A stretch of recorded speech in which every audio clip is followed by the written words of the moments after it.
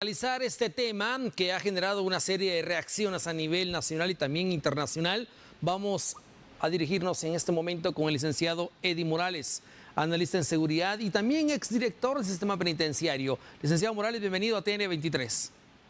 Buenos días, mis estimados. Gracias por la oportunidad de transferir conocimiento y experiencia con ustedes y quienes en este momento nos observan. Claro, licenciado Estoy Morales. presto y dispuesto para cualquier pregunta. A la orden siempre. Buenas tardes. Claro. Licenciado Morales, iniciemos con lo primero. Cuando usted fue director del sistema penitenciario, ¿qué avances y qué retrocesos enfrentó? Porque hoy en día vemos una situación bastante complicada, es decir, desde el primer gobierno democrático, estamos hablando de 1985, para acá llevamos 4 décadas del sistema penitenciario. ¿Qué ha avanzado y qué ha retrocedido el sistema penitenciario en Guatemala? Bien, en primer lugar, quiero manifestarles que yo ejercí 2 veces el cargo de director del sistema penitenciario. A partir del 31 de julio del 2008 para el 31 de marzo del 2009. Y posteriormente fui llamado nuevamente el 4 de agosto del 2009 hasta el 24 de enero del 2012. En todo este tiempo, y agradezco mucho al equipo de trabajo que me acompañó en su momento, insisto y les reitero mis saludos, porque fue un equipo de trabajo comprometido específicamente al fortalecimiento institucional.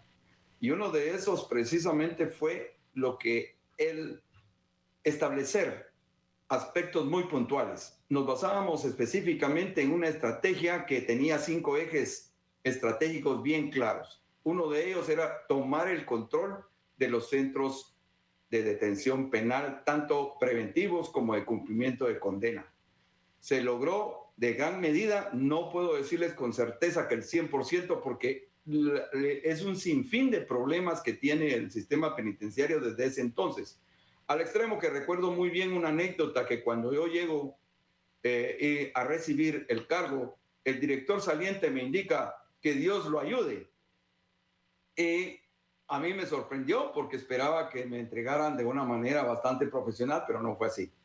Al final del día empezamos a trabajar porque para mí la temática penitenciaria la conozco desde el año 1999 en el que realicé mi tesis como sociólogo y posteriormente como consultor dentro del tema penitenciario en el año 2006 cuando estaba el señor Yamatei y que por cierto debería él de responder a muchos aspectos que van vinculados a la reforma del sistema penitenciario porque cómo es posible que haber sido no solo director, sino que también haber estado privado de su libertad, pues no haya aportado absolutamente nada. Bueno, entonces posteriormente a esto me enfrento directamente a una situación en la cual yo había sido consultor de la temática penitenciaria con la cooperación española en su momento y posteriormente también me preparé para ser criminólogo penitenciarista en este caso, ese es mi doctorado precisamente. Entonces, planteamos verdaderamente los 5 ejes de trabajo. Entre estos 5 de trabajo también estaba no solo la toma del control de los centros de detención penal, sino que también eficientar la administración financiera y administración administrativa. Además, impulsar programas de rehabilitación social y reinserción para los privados de libertad. Otro aspecto fundamental era el fortalecimiento de la carrera penitenciaria, que nos ayudó bastante a forjar nuevos penitenciaristas con un sentido bastante amplio del compromiso a servir a la población y esa vocación penitenciaria que se necesita en estos casos.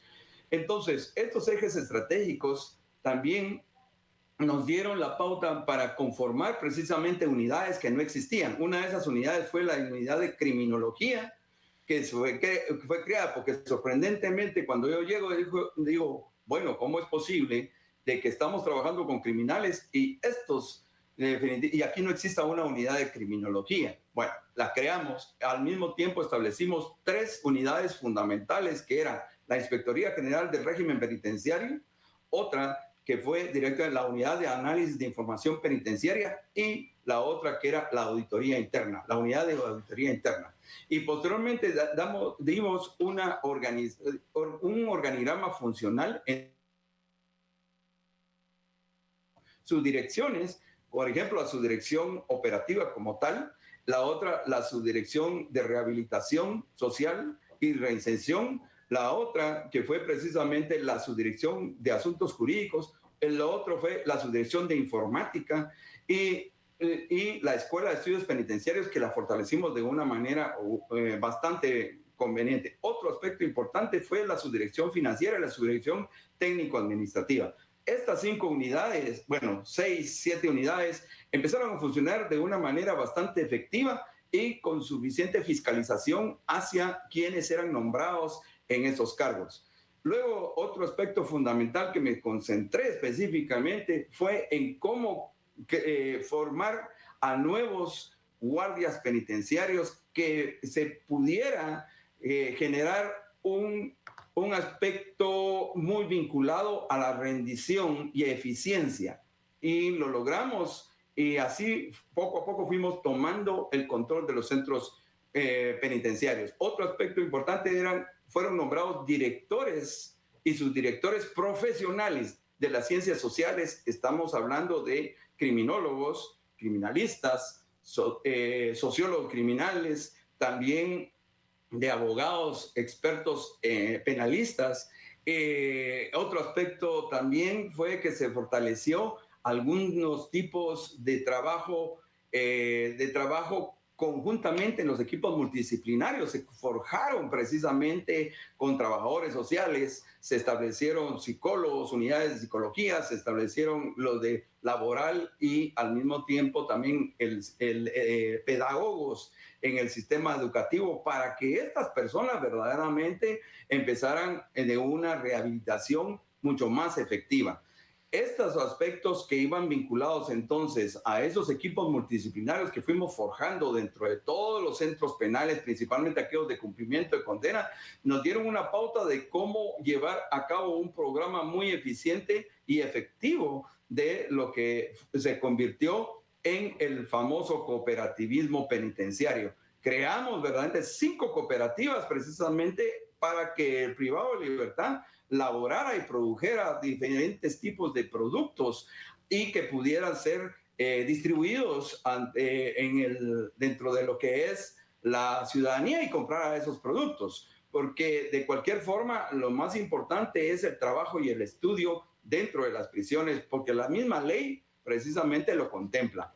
Otro aspecto fundamental fueron directamente las alianzas estratégicas con algunas universidades, en los cuales nos permitieron generar algunos reclusos que querían seguir estudiando la carrera de administración de empresas. Y en efecto, hubo una universidad privada que nos apoyó y no sé, espero que continúe todavía el programa de formación para estos privados de libertad. Bien. Otros aspectos fundamentales fue precisamente lo que es la clasificación de privados de libertad de acuerdo al perfil criminal, la clasificación y la separación de reclusos.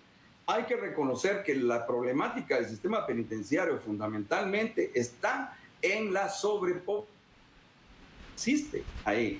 En aquel entonces no era tanto lo que ahora tenemos, casi 25,000 privados de libertad, y la capacidad que tiene el sistema penitenciario son 6,500 espacios. Y actualmente, si no me equivoco, aproximadamente son 25,000. Estamos hablando casi de una sobrepoblación de un 300%.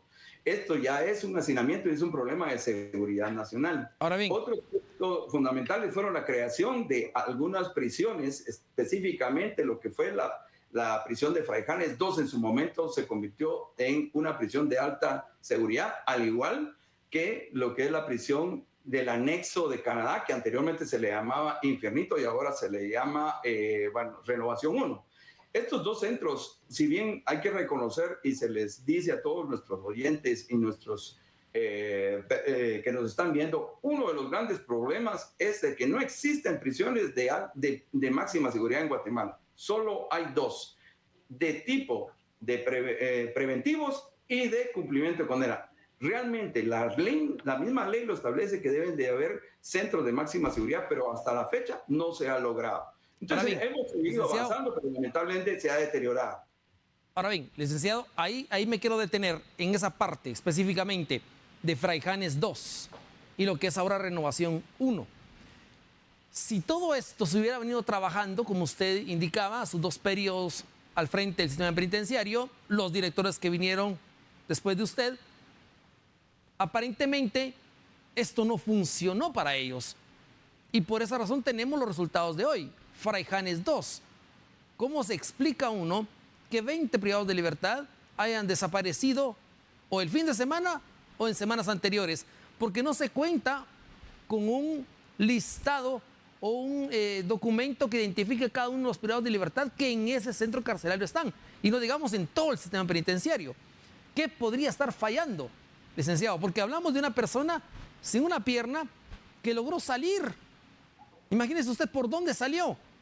Y lo agarraron allá, en Pueblo Nuevo Viñas, Santa Rosa. Miren, el problema inicia precisamente cuando toda aquella formación de penitenciaristas que logramos nosotros llevar a cabo a través de la Escuela de Estudios Penitenciarios y la selección específica para el reclutamiento de guardias penitenciarios, en los cuales tenía que ser una serie de exámenes bastante rígidos y no se permitía en ningún momento la infiltración de crimen organizado dentro de la formación de los guardias penitenciarios. Pero quien se le entrega precisamente a un director que del gobierno en este momento, de lo que fue el Partido Patriota, que se empezó a vincular a la estructura, a varias estructuras criminales, entre ellos precisamente dio el caso de que había un recluso ya fallecido, de apellido Lima, que era precisamente el que decidía quién iba y quién quitaba de los diferentes unidades administrativas y operativas. De esa cuenta es que había una confabulación y una verdadera alianza entre lo que era el director general, que llega al momento de entregar, estamos hablando enero de 2012, y empieza a colocar a las personas no por capacidad, sino que por compadrazgo y afinidad. Ahí empieza a deteriorarse el sistema penitenciario, porque todos aquellos penitenciaristas que tuvimos y formamos, pues fueron retirados. Entonces pasa posteriormente a una etapa mucho más compleja, después de que, ya todos lo sabemos, las manifestaciones del 2015, que se retira la señora Valdetti y el señor Otto Pérez Molina, y por ende también el mismo ministro de Gobernación en su momento, López Bonilla. Entonces llega directamente una ministra en el cual dice, no podemos pagarle más los salarios a estos directores profesionales que estaban dirigiendo las prisiones, y les entrega el control de todos los centros a guardias penitenciarios antiguos. Era lógico que se iba a corromper el sistema penitenciario. Ya venía con un problema de corrupción, y en el año 2015, para ser exacto, más o menos por ahí, en el mes de septiembre de 2015, en septiembre, octubre de 2015, pues colocan a guardias antiguos. Y lógico es entonces que la corrupción iba a incrementarse, porque si bien no estoy diciendo que no saben la operación los guardias, pero se requiere mucho más conocimiento, no solo administrativo, sino que también de criminología penitenciaria, se requiere verdaderamente del derecho penal, del derecho administrativo, o sea, una serie de componentes que un profesional sí las tiene cuando se prepara, pero no, se le entrega la parte operativa. Y sí es cierto, se redujeron costos, pero eso no significa que era necesario poner en riesgo no solo la institucionalidad, sino que también la misma ciudadanía. Posteriormente vendrían los otros 2 gobiernos, y que lamentablemente empezó a incrementarse la corrupción, porque empezaron a vender los puestos. Los puestos en los mismos guardias antiguos pagaban una cierta cantidad y lo siguen pagando, y van colocando en diferentes posiciones de acuerdo a sus beneficios. Esto implicaba entonces que las responsabilidades de los directores generales que pasaron ahí son altamente responsables de haber mantenido esa corrupción tan generalizada, y nadie hizo nada. Entonces nos enfrentamos ahora a esta problemática de que de Fraijanes 2 se evaden 20 privados de libertad con un perfil criminal altísimo, que podríamos decir en aquel entonces que teníamos una escala de 1 a 10, es 10 definitivamente. y el afectado va a ser la ciudadanía. Y es más, aquí uno de los grandes problemas es, vea usted cuánto dura un director del sistema penitenciario actualmente. Es un promedio de 1 año. Solo en este momento ya llevan 3. Ya, y es más, el director anterior que estuvo ahí, el primero que empezó con el gobierno actual, pues le quitaron la visa a la embajada de Estados Unidos y es más, lo tiene de una vez bajo investigación. ¿Qué significa eso? ¿Quién es el responsable de haberlo nombrado? El ministro. Eso es así, sencillamente. Y el siguiente, que duró nada más 15 días. ¿Cómo es posible que no haya una selección efectiva de buenos candidatos para ocupar el cargo? Y luego el director actual, que lo retiran por un error de un gran error administrativo y que realmente va a tener consecuencias administrativas y penales. Ahora bien, licenciado. Actuar pronto. Ahora bien, ¿qué solución usted con su experiencia, con todo lo que hemos hablado, con lo que ya el pueblo de Guatemala se ha enterado en este momento, cómo es realmente que funciona el sistema penitenciario y que no es algo que viene de hace un par de meses, sino que viene de varios años atrás, de varias décadas atrás? Es decir, viene decayendo el sistema. El sistema ya no funciona. En Guatemala ese sistema ya no funciona. ¿Qué soluciones podríamos estar implementando? Pero lo primero es cómo recuperamos de nuevo a esos 20 privados de libertad y los volvemos a colocar en su centro carcelario. ¿Cómo encontrarlos? Mire, yo consideraría que lo primero en este momento es la recaptura de estos 20 líderes de la Mara 18. Urgente. Ya. Así, tiene que actuarse inmediatamente. Y ojalá que realmente lo logren recapturar.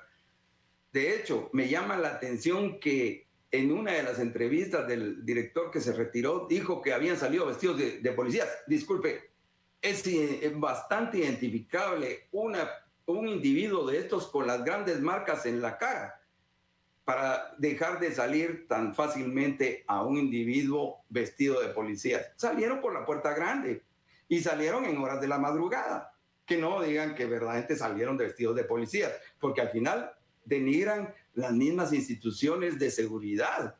No es así. Verdaderamente acá hay una complicidad entre directores, guardias de los que estuvieron ahí en Freganes 2 en contubernio precisamente con alguien más que recibió una buena y fuerte cantidad de dinero. Y qué casualidad que se dan evasiones de una manera continua. De acuerdo a lo expuesto por el anterior director, decía que salieron de 2, de 3, de 4, etcétera, y al final suman 20. Entonces yo me pregunto, ¿dónde está el conteo diario que se debe hacer en las prisiones? Son 4 conteos diariamente que se hacen y que no se hayan dado cuenta. ¿Quién tiene el control de esos centros entonces? Los mismos reclusos. Y aquí es donde deben de actuar inmediatamente con las acciones penales correspondientes y administrativas. Y desde arriba hasta abajo de los agentes que estuvieron durante todo ese periodo de tiempo, de agosto hasta la fecha, donde deberían de ser investigados y deberían de aplicarle todo el peso de la ley. Entonces, algo muy importante es impostergarle, implementar acciones urgentes a corto plazo. ¿Para qué? Para iniciar un proceso de depuración del sistema penitenciario. Y principalmente algo muy, pero muy importante en este momento, porque si sucedió ahí, ¿qué otros centros no podrán estar sucediendo? Entonces hay que realizar un censo penitenciario que permita establecer la condición real en las cuales se encuentra la población privada de libertad, porque le aseguro que es muy probable que en otros centros no van a encontrar reclusos que aparecen en el sistema de información y administración penitenciaria que se llama CIAPEN. Le aseguro que no son estas fugas. Hay más fugas que nadie se ha dado a la tarea de investigar y averiguar. Entonces, esto es lo primero que hay que hacer. La depuración, por un lado, sancionar a todos aquellos malos guardias, malos funcionarios penitenciarios, y verdaderamente es el momento ahorita mismo de colocar a un interventor con suficiente experiencia y preparación penitenciaria. ¿Ya? Y acá es precisamente responsabilidad del ministro. El ministro tiene que actuar pronto. No, en el caso de que renuncie o sea despedido, como se quiera, no es la solución. Eso dependerá de una decisión política del señor presidente. Ahora Pero bien, lo que sí es cierto es que aquí hay una responsabilidad desde arriba desde la cabeza, en este caso del ministerio, hacia abajo directamente, de las personas que llevaron a cabo ese contubernio y esa relación mafiosa que ha existido a través de la corrupción permanente dentro del sistema penitenciario. El sistema está obsoleto. Eso definitivamente hay que reconocerlo. Ahora bien, licenciado Morales, ya para finalizar, tenemos claro que hay que hacer una depuración inmediatamente. Y lo otro, que hay que revisar cada uno de los centros carcelarios para ver si no nos faltan 10 o 20 o 30 en otro centro carcelario. Pero la pregunta es, ¿con qué listado lo van a hacer? Si acá no sabían ni cuántos existían en Fraijanes 2. Es exactamente lo que le indicaba. Hay un sistema integrado de información penitenciaria, que es el sistema CIAPEN.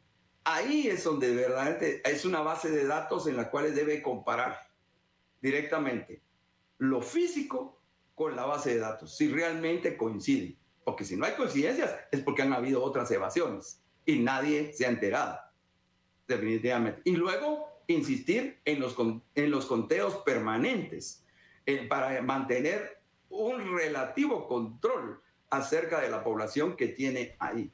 Y luego tener una relación directa interinstitucional, ¿ya?, para que de cualquier forma haya una buena relación entre el sistema de justicia y el sistema de seguridad. Entiéndase, aquí hay una Comisión Nacional del Sistema Penitenciario, de acuerdo al artículo 60 y 61, que es claro de la Ley de Régimen Penitenciario 33-2006, que está bien definido. Y la Comisión Nacional del Sistema Penitenciario está integrado, 1, por un representante del organismo judicial, 2, por un representante o integrante del Ministerio Público, 3, uno de la Defensa Pública Penal, 4, el director general del sistema penitenciario, y el que convoca es el viceministro de Seguridad, que es el que debería de llamar una vez al mes, por lo menos, para ir evaluando la política de reforma penitenciaria que fue creada desde el año 2014 y terminó en el 2024. Hay que evaluar esa política de reforma penitenciaria. Y yo me pregunto, ¿qué ha hecho realmente la Comisión Nacional del Sistema Penitenciario que estoy mencionando? De acuerdo al título 4, capítulo 1 de los artículos 60, 61 y 62. Está clarito verdaderamente ahí qué se ha hecho o qué ha hecho la Comisión Nacional del Sistema Penitenciario para darle continuidad a las estrategias y a los programas establecidos de acuerdo a la Ley de Régimen Penitenciario, que lo define muy claramente. Entonces, aquí debe haber una interacción, un análisis estratégico entre las diferentes instituciones de seguridad y justicia para que verdaderamente se logre hacer algo por el sistema penitenciario que ya está obsoleto. Invertir en infraestructura carcelaria. Ya. Sí, lamentablemente, la corrupción dentro del Estado de Guatemala y todas sus instituciones es evidente, en los cuales todo el mundo, cuando se llevan a cabo proyectos de gran magnitud, todos quieren obtener verdaderamente un pedazo de pastel de ganancia. Entonces, de verdad, lo primero que tenemos que atacar y luchar es la corrupción que está incrustada dentro de todas las instituciones del Estado y principalmente las instituciones de seguridad y justicia. Bueno, muchísimas gracias, licenciado Eddie Morales, como siempre. Gracias por habernos ampliado totalmente. Ya ahora Guatemala tiene otra imagen y otra mentalidad de lo que pudo haber pasado y también, obviamente, estará sacando sus conclusiones en relación a qué es lo que pasó en Fraijanes 2. Un sistema penitenciario que, a diferencia de hace 20 años, ha venido empeorando. Y hoy, de 6.500, que son la capacidad prácticamente de poder albergar a privados de libertad, hoy tenemos 25.000 o más. Es decir, nos hace falta centros carcelarios y nos hace falta gente capaz y comprometida con el cuidado de los centros carcelarios. Se fueron 20, ya regresó uno. Veremos dónde están los otros 19 más adelante. Pero lo que sí es que hay que hacer un cambio inmediato en el sistema penitenciario. Ya lo decían los analistas, expertos en seguridad y también exdirectores del sistema penitenciario. Esto necesita que se reforme inmediatamente y que se haga una depuración general.